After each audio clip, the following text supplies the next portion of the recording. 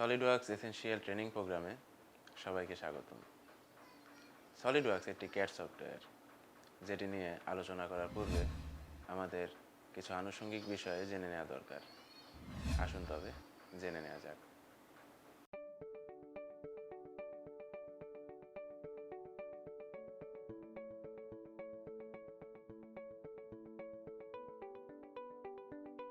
Design এবং ইঞ্জিনিয়ারিংয়ের মাঝে সম্পর্ক কী সেটা জানার পূর্বে আমাদের প্রয়োজন হবে সায়েন্স এবং ইঞ্জিনিয়ারিংয়ের মাঝে সম্পর্কটি জানার। সায়েন্স একটি আইডিয়া গঠন করে, ইঞ্জিনিয়ারিং সেই আইডিয়ার বাস্তব প্রয়োগ ঘটায়। কোনো আইডিয়া নিয়ে কাজ করার ক্ষেত্রে কিছু ধারাবাহিকতার প্রয়োজন হয়, যাকে আমরা সিকুয়েন্স অফ ইঞ্জিনিয়ারিং অপারেশনস বলতে পারি। নিচের এই ডায়াগ্রামটি দেখলে আমরা ডিজাইনের গুরুত্বপূর্ণ অবস্থান সম্পর্কে কিছুটা ধারণা করতে পারি। যে কোনো একটি আইডিয়া থেকে তৈরি হয় একটি প্ল্যান, তারপর আসে একটি ডিজাইন। সেই ডিজাইন থেকে একটি প্রোটোটাইপ কিংবা একটি সিমুলেট রূপ আসে।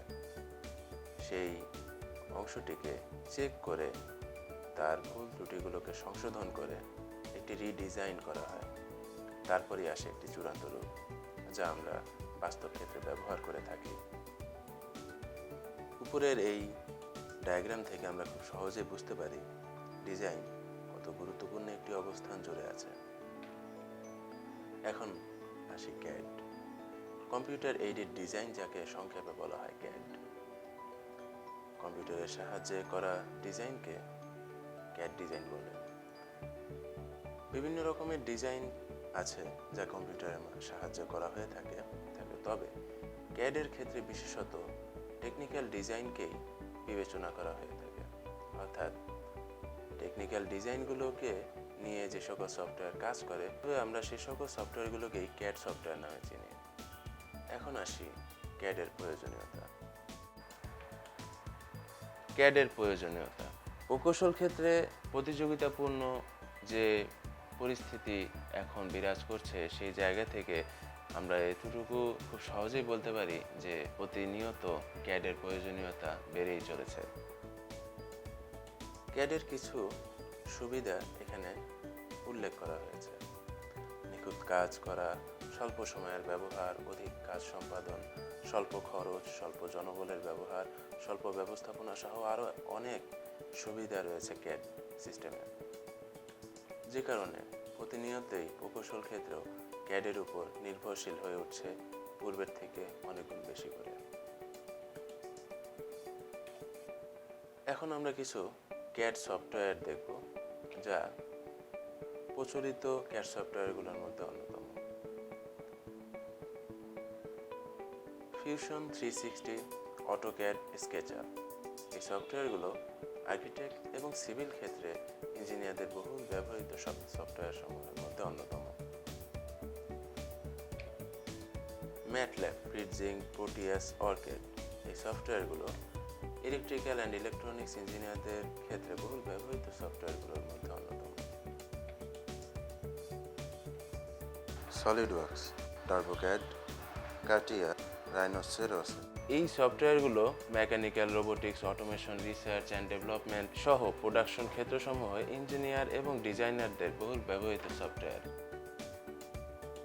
এই সফটওয়্যারগুলোর ভিতরে কেন সলিডওয়ার্কস অন্যতম একটা সেরা সফটওয়্যার, তার অন্যতম কারণ হচ্ছে ডিসলভ সিস্টেমসের একটি প্রোডাক্ট হচ্ছে সলিডওয়ার্কস।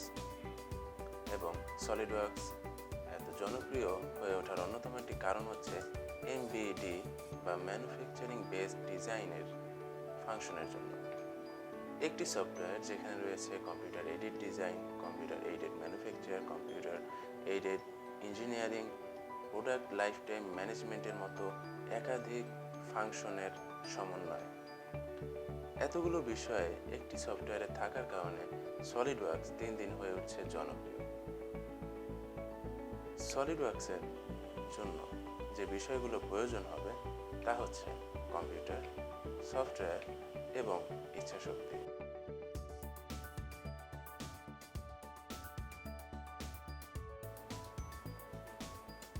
এই পর্যায়ে আমরা সলিডওয়ার্কস সফটওয়্যারটির ইনস্টলেশন দেখব। চলুন তাহলে সফটওয়্যারটির ইনস্টলেশন দেখে নেওয়া যাক।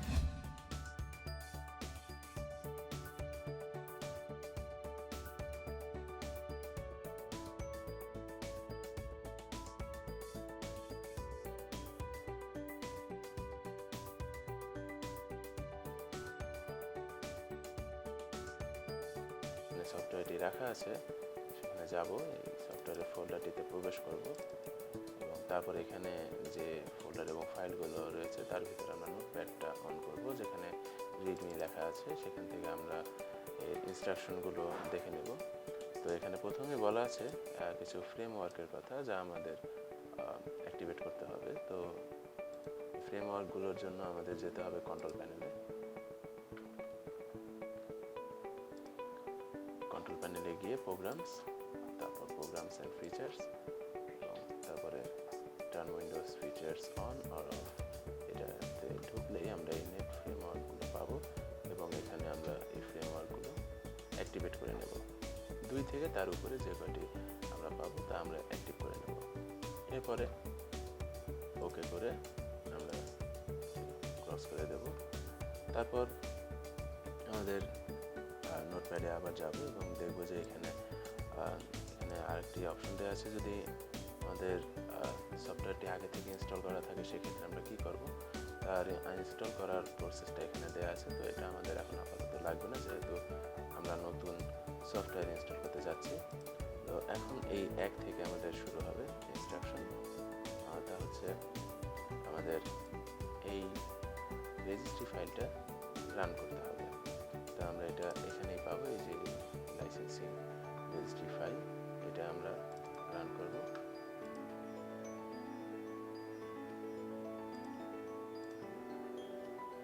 এরপরে আমরা এই নামের যে ফোল্ডারটি আছে সলিডওয়ার্কস ফ্লেক্সনেট সার্ভার, এই ফোল্ডারটি আমরা কপি করে সি ড্রাইভে নিয়ে যাব এবং সেখানে এটা পোস্ট করব।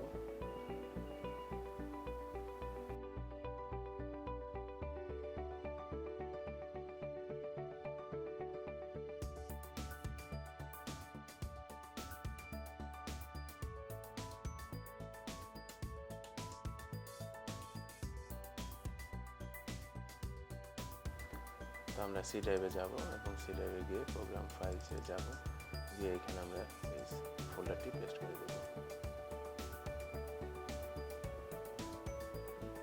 এরপরে ইনস্ট্রাকশনে গিয়ে দেখব আমরা যে এখানে বলা আছে যে এটা আমাদের এখানে যে এই সলিডওয়ার্কস ফ্লেক্সনেট সার্ভার, তারপর সার্ভার ইনস্টল ব্যাট, এই ফাইলটা আমাদের রান অ্যাজ অ্যাডমিনিস্ট্রেটরে রান করতে হবে।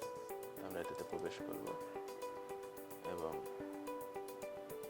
আমরা এটা রাইট বাটন ক্লিক করে রান অ্যাজ অ্যাডমিনিস্ট্রেটরে আমরা এটা দেব। এখন আমরা এটাকে অ্যাডমিনিস্ট্রেটরে রান করব। আমাদের এটা সাকসেসফুল হয়ে গেছে। আমরা এখানে একটা কিতে চাপ দিলে এটা চলে যাবে। তারপরে আবার আমরা ইনস্ট্রাকশনে যাব এবং তৃতীয় যেটা বলা আছে যে আমাদের সফটওয়্যারটি এখন ইনস্টল করব। তো এটার জন্য আমাদের যেতে হবে যেখানে আমরা সফটওয়্যারটি রেখেছি সেই ফোল্ডারে, এবং এখানে আমাদের এই যে এটাতে আমরা প্রবেশ করলে আমরা দেখতে পাবো এখানে সেটআপ exe ফাইলটা দেওয়া আছে। এটাতে ক্লিক করলে আমাদের সাধারণভাবে আমরা যে কোনো সফটওয়্যার ইনস্টল করার যে নিয়ম এভাবে আমরা করব। এরপরে আমরা নিয়ে যাবো এখানে যে কয়টি লগইন যে কয়টা দেওয়া আছে সিরিয়াল সব কয়টি সিলেক্ট থাকবে, কোনো সমস্যা নেই।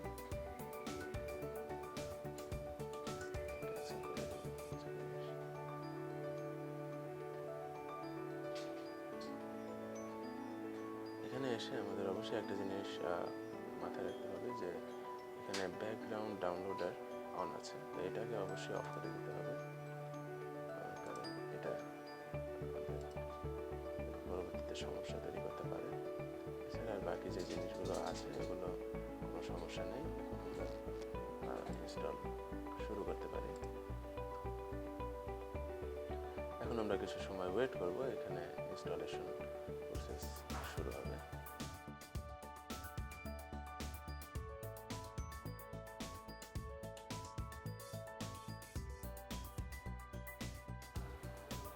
ইনস্টলেশনটি শেষ হয়ে গেলে তারপরে আমাদের ইনস্ট্রাকশন হচ্ছে যে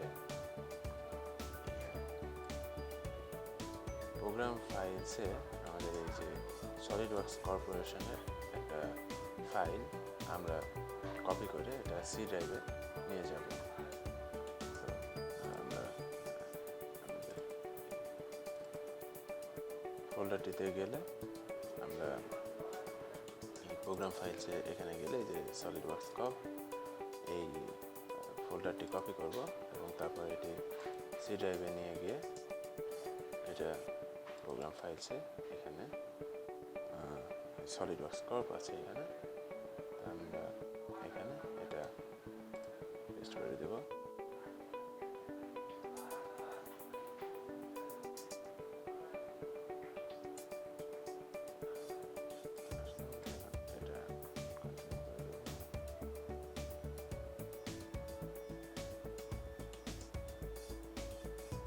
হয়ে গেছে। পরের ইনস্ট্রাকশন হচ্ছে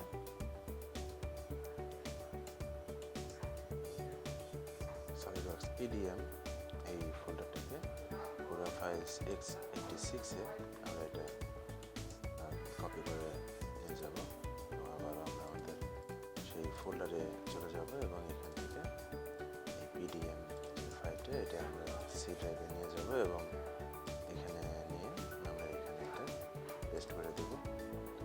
এটা কন্টিনিউ করে দিলে এটা কপি হয়ে যাবে। তারপর আবার আমরা আমাদের এতে যাবে এবং ইনস্ট্রাকশনে আমরা দেখবো যে আমাদের সলিডওয়ার্কস সলিড স্কোয়াড লোডার এনাবলার যেটা রেজিস্ট্রি ফাইল এটা আমরা এখন রান করব। আমাদের ফোল্ডারে যাই এবং এখান থেকে আমরা এনাবলার যেটা এটা এনাবল করে দেব।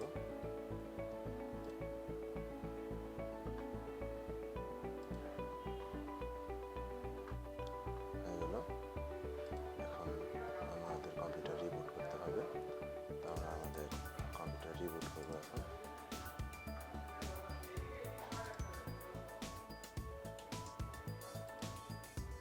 আমাদের কম্পিউটার রিস্টার্ট দেবো এখন। প্রোডাক্টগুলো আছে, যে সফটওয়্যারগুলো আছে সেগুলো ইনস্টল হয়ে গেছে। এই সফটওয়্যারগুলো সলিডওয়ার্কসের সফটওয়্যার, আমরা জিনিসগুলো দেখতে পাচ্ছি। এখন আমরা যদি আমাদের সলিডওয়ার্কস ওপেন করে দেখতে চাই, আমরা সলিডওয়ার্কসের সফটওয়্যারে ঢুকবো এবং এটা ওপেন হওয়ার আগ পর্যন্ত অপেক্ষা করবো।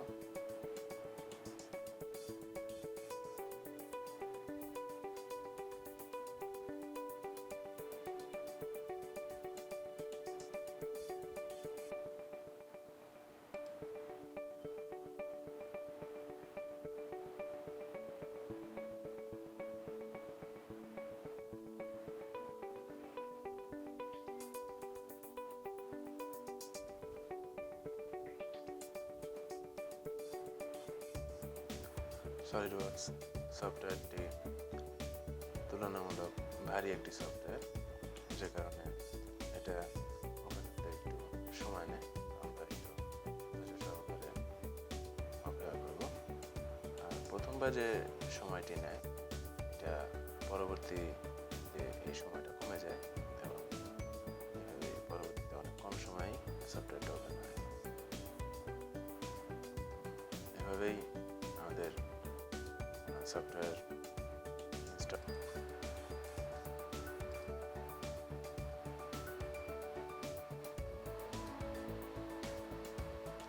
এই ছিল আমাদের সলিডওয়ার্কস এসেনশিয়াল ট্রেনিং প্রোগ্রামের প্রথম সেশন। আমাদের পরবর্তী সেশনগুলো দেখার আমন্ত্রণ জানিয়ে আজকের পর্ব এখানেই শেষ করছি। ধন্যবাদ সবাইকে। CPI Polytechnic